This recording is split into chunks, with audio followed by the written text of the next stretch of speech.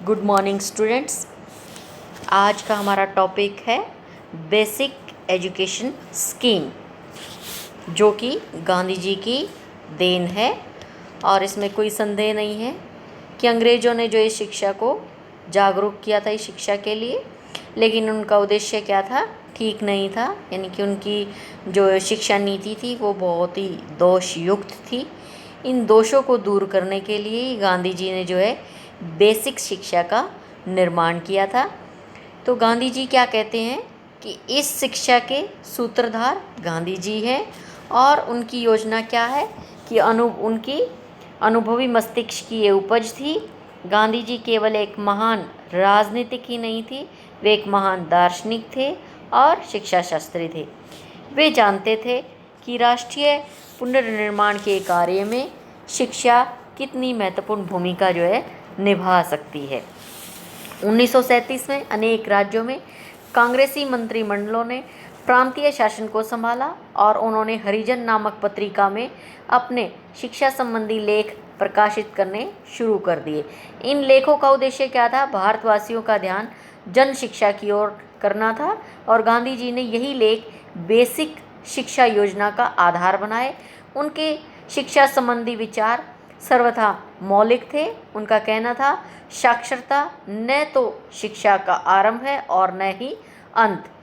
ये तो जो है उन साधनों में से एक है जिसके द्वारा पुरुषों व स्त्रियों को शिक्षित किया जा सकता है। गांधी जी चाहते थे कि शिक्षा जो है बच्चों को शुरू से ही स्वावलंबी बनाए, वह उसे केवल साक्षर ही नहीं बनाए, जीवन में उसके लिए उपयोगी भी सिद्ध हो। इसके लिए वह बच्चे को कोई न कोई हस्तशिल्प सिखाने के पक्षधर थे। इस प्रकार से शिक्षा संबंधी विचारों ने देश भर में हलचल कर दी। कुछ इसके समर्थन में रहे और कुछ इसके विरोध में भी रहे। तो इन दोनों पक्षों को लेकर असाधारण वाद विवाद शुरू हो गया था। गांधी जी ने निश्चय किया कि वे अपनी शिक्षा योजना की जांच शिक्षा विशेषज्ञों से कराएंगे, और अतः जो उन्होंने अखिल भारतीय राष्ट्रीय शिक्षा सम्मेलन को बुलाया, और ये सम्मेलन वर्धा शिक्षा सम्मेलन के नाम से भी जाना जाता है। तो इस सम्मेलन के अंदर विभिन्न जो है देशों से शिक्षा विशेषज्ञ आए, समाज सुधारक, राष्ट्रीय नेताओं ने जो है भाग लिया।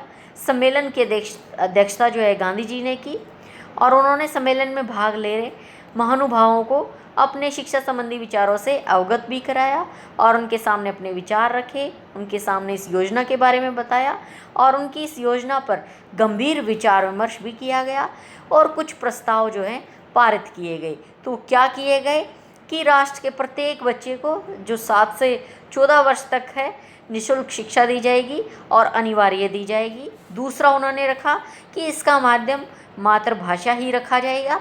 तीसरा उन्होंने कहा कि शिक्षा में किसी हस्तशिल्प एवं उत्पादक कार्य के माध्यम से दी जाएगी, और अन्य विषयों को उसी शिल्प के माध्यम से पढ़ाया जाएगा, और बच्चों को दी जाने वाली शिक्षा उसके वातावरण के साथ संबंधित भी होगी।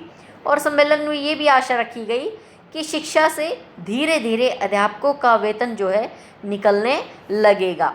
तो उन्होंने इसके अंदर जो है ये अपने प्रस्ताव पारित किए गए। इस प्रकार से इस शिक्षा का विकास हुआ। आगे हम पढ़ रहे हैं कि इसका पाठ्यक्रम तैयार करने के लिए जाकिर हुसैन जो है कमेटी का गठन किया गया था।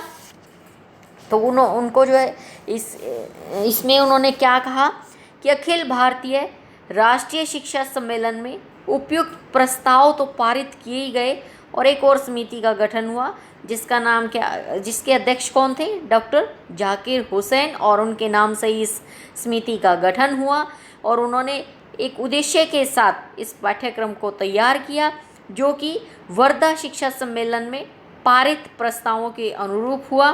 समिति ने अपनी प्रथम रिपोर्ट दिसंबर 1937 में प्रस्तुत की थी, और इसके अंदर जो है बेसिक शिक्षा योजना के आधारभूत सिद्धांतों, उद्देश्यों, पाठ्यक्रम, अध्यापक और उनका प्रशिक्षण, और विद्यालयों के प्रशासन एवं निरीक्षण आदि विषयों की इसके अंदर चर्चा की गई। दूसरी रिपोर्ट उन्होंने 1938 में प्रस्तुत की थी। इसकी विवेचना में उसने लिखा कि पाठ्यक्रम को हस्तशिल्प या किसी उत्पादक कार्य के साथ भी जोड़ा जाएगा। समिति की प्रथम जो रिपोर्ट थी वो फरवरी 1938 में कांग्रेस के अधिवेशन में विचार विमर्श के बाद कांग्रेसी योजना के रूप में भी स्वीकृत कर दी गई थी। एक अखिल भारतीय शिक्षा परिषद का भी गठन किया गया और ये परिषद हिंदुस्तानी तालीम संघ के नाम से भी जानी जाती है। इस संघ या परिषद का उद्देश्य बेसिक शिक्षा योजना को क्रियान्वित करना था। नेक्स्ट है हमारा गांधी जी की, जो इन्होंने जो है गांधी जी को जो है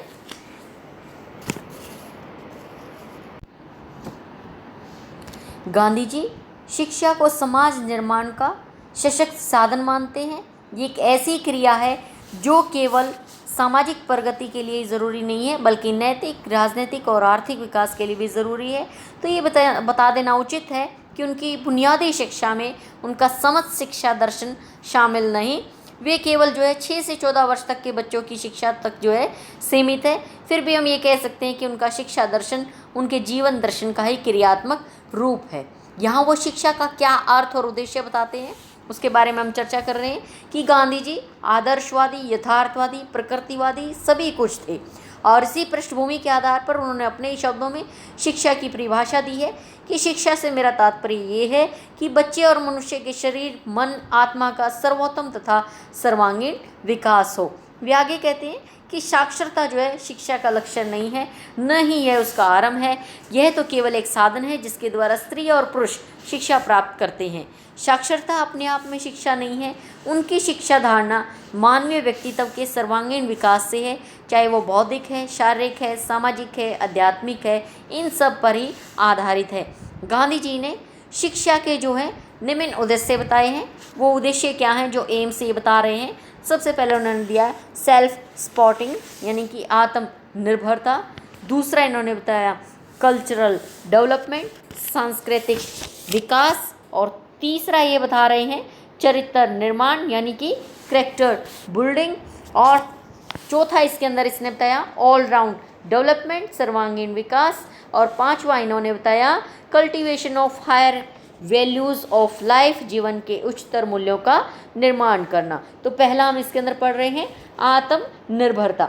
गांधी जी चाहते थे कि शिक्षा जो है व्यक्ति को आत्मनिर्भर बनाए और शिक्षा व्यक्ति को इस योग्य बनाए कि वह भावी जीवन में स्वतंत्रतापूर्वक जो है अपनी रोजी रोटी कमा सके, अपनी योग्यता के अनुसार काम कर सके, अपनी योग्यता को दिखा सके। यानी कि वो कहते थे कि शिक्षा भी दो और इसके साथ बेकारी की जड़ को भी काटो।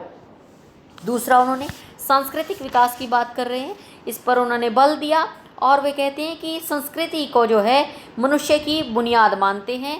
हमारी आंतरिक संस्कृति हमारी बातों से ही प्रकट होनी चाहिए। यह मनुष्य की आत्मा का गुण है, इसीलिए इसे मनुष्य के समूचे वातावरण में ही व्याप्त होना चाहिए। यह शिक्षा का अत्यंत महत्वपूर्ण उद्देश्य है।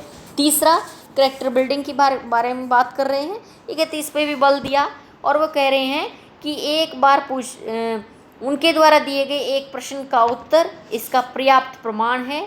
एक बार पूछने पर कि आपकी शिक्षा का लक्ष्य क्या है, उन्होंने उत्तर दिया था चरित्र निर्माण। मैं साहस, शक्ति और सद्गुण को विकसित करना चाहता हूँ। मनुष्य में ऐसी योग्यता पैदा करनी चाहिए जिससे वह अपने स्वार्थ को भूलकर महान लक्ष्यों के लिए काम करे। यह साक्षरता की अपेक्षा अधिक महत्वपूर्ण है। तो गांधी जी के अनुसार समस्त ज्ञान का उद्देश्य चरित्र निर्माण ही होना चाहिए। नेक्स्ट है हमारा सर्वांगीण विकास। गांधी जी के द्वारा संपूर्ण मानव का विकास करना चाहते थे। वह बच्चे के मन, मस्तिष्क और हाथों को प्रशिक्षित करना चाहते थे। 3 R's यानी कि रीडिंग, राइटिंग और अर्थमेटिक के स्थान पर वह 4 H's यानी कि hand, head, heart and health के प्रशिक्षण पर बल देते थे। शिक्षा के इस उद्देश्य को पेस्ट्रोलॉजी, ड्यूई, टैगोर आदि जो है आधुनिक प्रगतिवादी शिक्षा विशारदों का समर्थन प्राप्त है। सर्वांगीण विकास से मतलब ये है कि हृदय, मस्तिष्क, शरीर और आत्मा का विकास होना। इसके अलावा गांधी जी ने नैतिक, आध्यात्मिक, सामाजिक और सौंदर्यात्मक मूल्यों पर भी बल दिया है। वास्तव में एक आदर्शवादी के अनुसार उन्होंने आत्म नियंत्रण, आत्म अनुभूति, अंतर्दृष्टि और आत्म विश्लेषण पर भी बल दिया है। नेक्स्ट है हमारा पाठ्यक्रम और शिक्षण विधियाँ, यानी कि इसके अंदर पाठ्यक्रम कैसा होना चाहिए और शिक्षण विधियाँ जो है कैसी उन्होंने रखी हैं।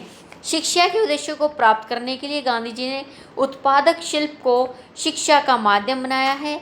यह क्रिया जो है द्वारा सीखने या कमाते हुए सीखने के सिद्धांत पर जो है बल दे रहा है। इसके अलावा गांधी जी ने बच्चे के प्राकृतिक और भौतिक वातावरण पर जो है बल दिया है। उन्होंने और भी कई विशिष्ट बातों को प्रचलित किया है, जैसे शिक्षा का माध्यम जो है मातृभाषा, क्रियाओं के द्वारा जो है ज्ञान प्राप्त करना, सामाजिक अध्ययन, गणित, साधारण विज्ञान आदि कुछ बुनियादी विषयों को पाठ्यक्रम के अंदर शामिल किया है। इस प्रकार के संतुलित पाठ्यक्रम से वे समाज में शांतिपूर्ण क्रांति उत्पन्न करना चाहते हैं। वे समवाय विधि और उनकी शिक्षा प्रणाली की एक और महत्वपूर्ण विशेषता है, इससे रटने की प्रवृत्ति की अपेक्षा आत्म क्रिया को प्रोत्साहन मिलता है, यानी कि करने की क्रिया पर बल दिया है उन्होंने। और समवाय विधि एकात्मकता, समन्वय और संश्लेषण के सिद्धांत पर आधारित है। अंत में हम कह सकते हैं कि गांधी जी ने सफलतापूर्वक विभिन्न शिक्षा दर्शनों का समन्वय किया है। वे प्रकृतिवादी, आदर्शवादी, यथार्थवादी सभी कुछ थे। वह एक भारतीय थे, ईश्वर भक्त थे, व्यवहारिक दार्शनिक थे, जनप्रिय थे। उन्होंने स्वतंत्रता, आत्मानुभूति, आध्यात्मिक विकास, क्रिया के द्वारा शिक्षा आदि महान आदर्शों का प्रतिपादन किया। Doctor MS. पटेल ने कहा कि गांधी जी के शिक्षा दर्शन का ढांचा प्रकृतिवादी है, उसके उद्देश्य आदर्शवादी हैं, उसकी विधि यथार्थवादी है। इन दार्शनिक सिद्धांतों के आधार पर गांधी जी ने एक नई शिक्षा प्रणाली का निर्माण किया, जो वर्धा योजना, नई तालीम या बुनियादी तालीम के नाम से प्रसिद्ध है।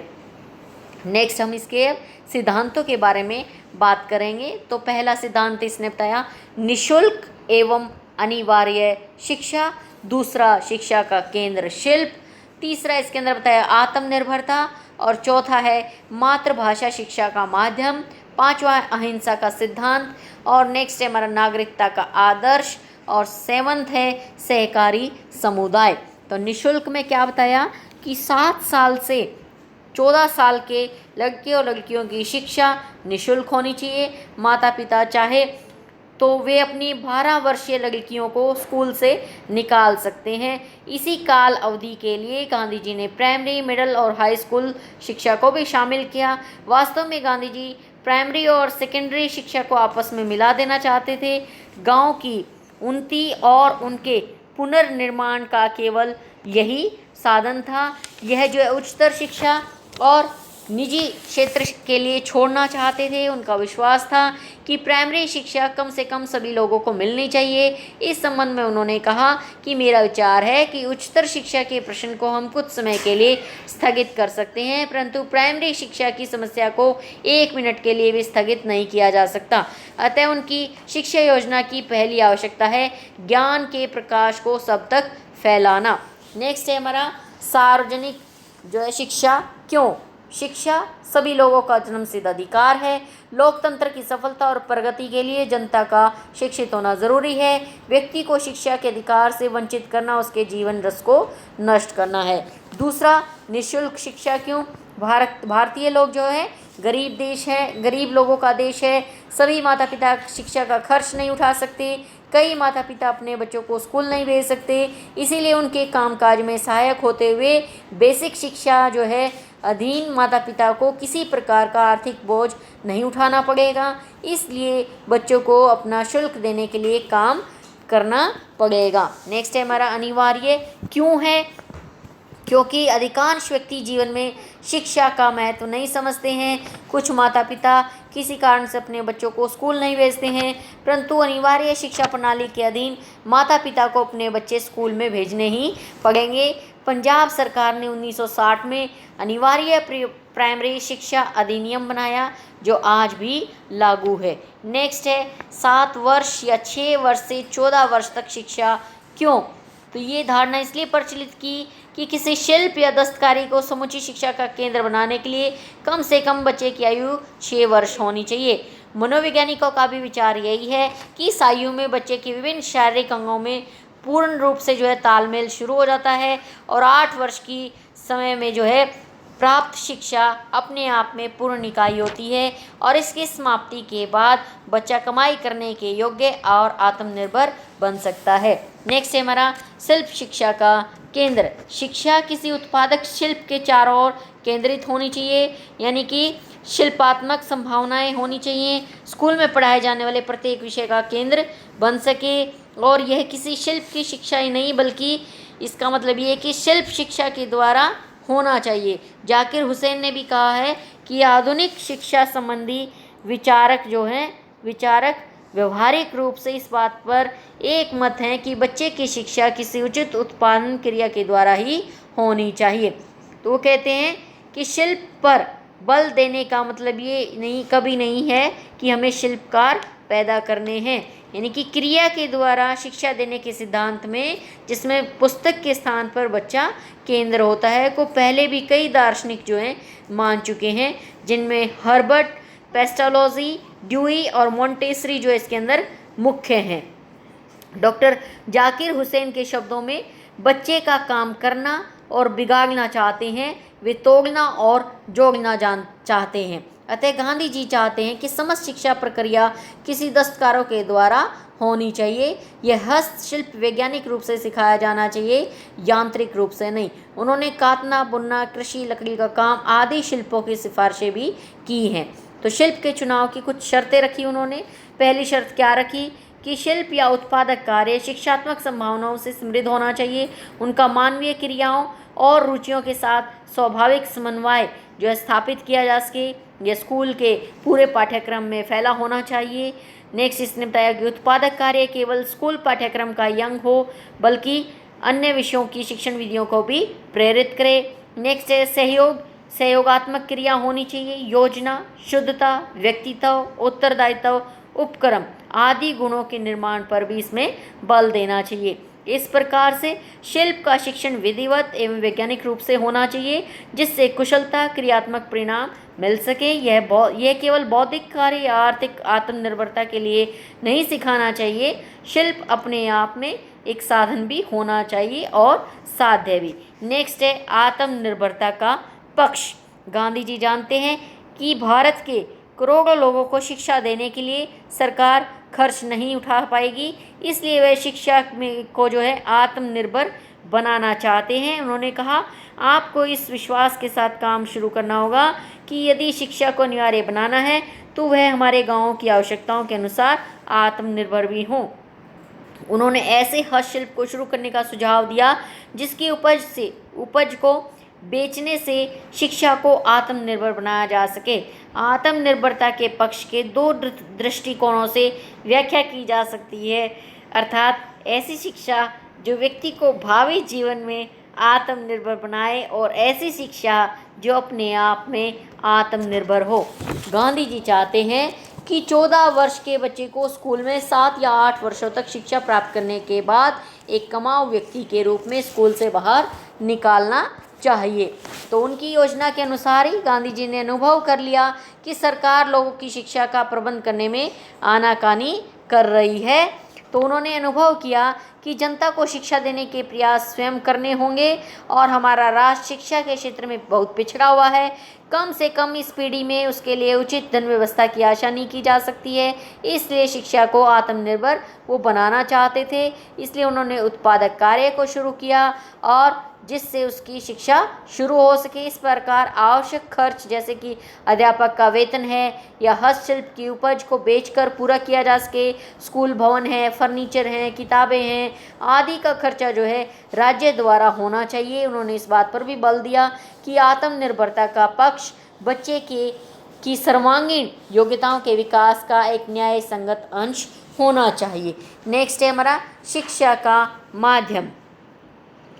बुनियादी शिक्षा का माध्यम मातृभाषा होना चाहिए। गांधी जी का विचार था कि स्पष्ट चिंतन के विकास के लिए मातृभाषा का ज्ञान बहुत ही ज़रूरी है।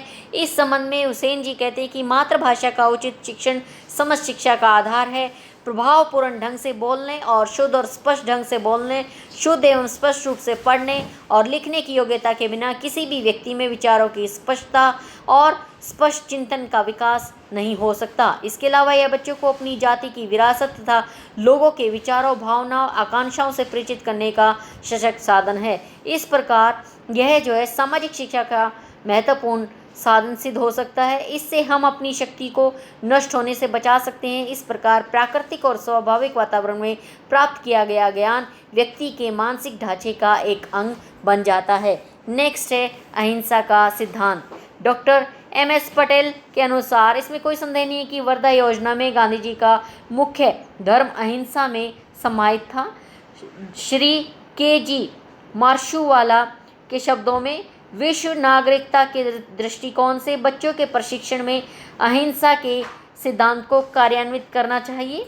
सच्ची शिक्षा अहिंसा के द्वारा ही दी जा सकती है। यह उनके जीवन का उद्देश्य था, उनकी शिक्षा योजना का केंद्र बिंदु था। उन्होंने ठीक कहा कि भारत हिंसा को त्यागने के लिए दृढ़ संकल्प है, तो इस शिक्षा योजना को उस अनुशासन का आवश्यक अंग बनाना होगा जिसमें से भारत को गुजरना है। उन्होंने आगे भी कहा कि हम शोषण की बातें नहीं कर सकते और अहिंसा पर आधारित इस शिक्षा योजना को अपनाने के सिवाय हमारे लिए और कोई रास्ता नहीं है। नेक्स्ट है हमारा नागरिकता का आदर्श। बुनियादी शिक्षा योजना जो है 3 तत्वों पर आधारित है: कार्यकर्ता, नागरिक और माता पिता। शिक्षा के द्वारा हमें अच्छे एवं उत्पादक नागरिकों का निर्माण करना है।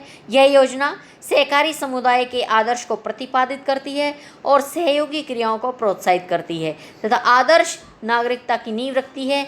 डॉक्टर जाकिर हुसैन कमेटी के अनुसार जिस नई योजना का हम समर्थन कर रहे हैं, वे भावी नागरिकों को व्यक्तिगत योग्यता, महत्व एवं कुशलता प्रदान करेगी और उनमें सहकारी समुदाय में रहते हुए आत्म विकास और समाज सेवा की प्रबल इच्छा को उत्पन्न करेगी। नेक्स्ट है हमारा सहकारी समुदाय का आदर्श। बेसिक स्कूल में एक सहकारी समुदाय के रूप में कार्य करना होगा। किसी उत्पादक कार्य को करते हुए विद्यार्थी जो है सहयोगात्मकता सीखेंगे और इस प्रकार उनमें सफलतापूर्वक सामाजिक जीवन व्यतीत करने के गुण निर्माण होंगे। उत्पादक नागरिकों, अच्छे कार्यकर्ताओं और गंभीर माता पिता के द्वारा आदर्श शिक्षा काल में ही बच्चों को सामाजिक एवं नागरिक प्रशिक्षण का आवश्यक जो है माध्यम प्राप्त हो जाएगा। ये थे इसके सिद्धांत। आशा करती हूँ आपको सब कुछ अच्छे से समझ में आ गया होगा। नेक्स्ट कक्षा में हम जो है नेक्स्ट टॉपिक लेकर आएंगे। तब तक के लिए धन्यवाद।